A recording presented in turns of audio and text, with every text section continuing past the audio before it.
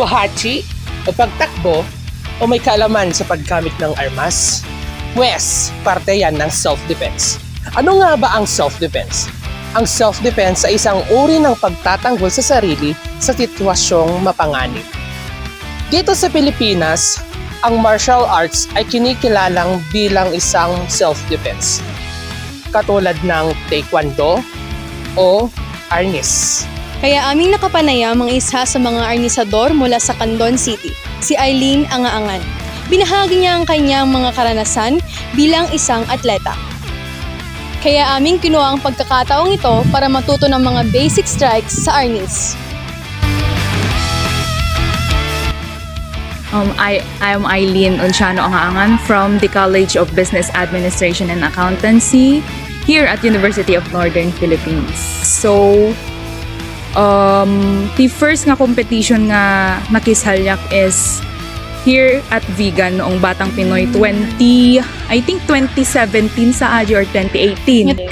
Category kami EDA sparring combat cruiserweight division girl category. So ano tayo nga i-relate to AJ, to self-defense, no arnis nga. Di ba arnis kasi is martial arts in the Philippines. So kasano mo sa dito as self-defense for an ordinary people?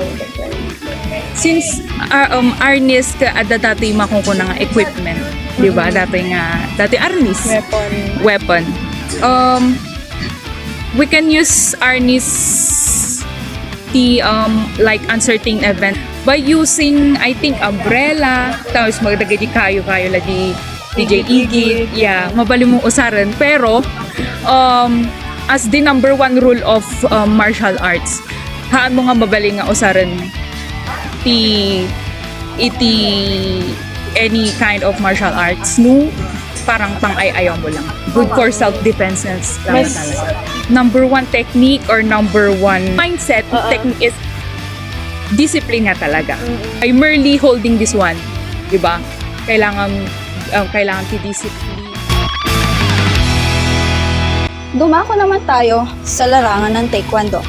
Sa simpleng pagsuntok at pagsipa ay tiyak na magkakaroon ka ng kumpiyansa at lakas ng loob sa anumang sitwasyong haharapin.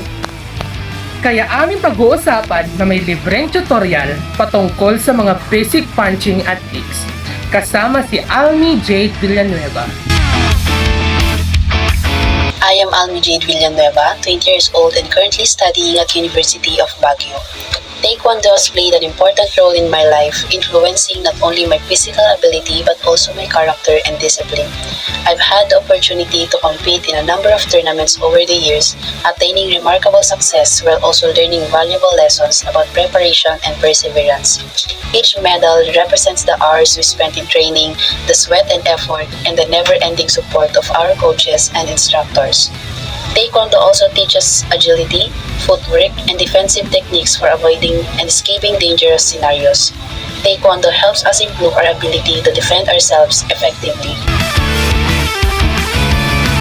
Talaga nga namang marami tayong natutunan dahil sa mga pinag-usapan natin kasama ang mga atletang ito. Malaki ang respeto ko sa kanila. Kaya sana naman ay maging silbi itong inspirasyon ng bawat isa na huwag matakot at maging matapang. Tama! Kaya sabi nga nila, ligtas ang may alam.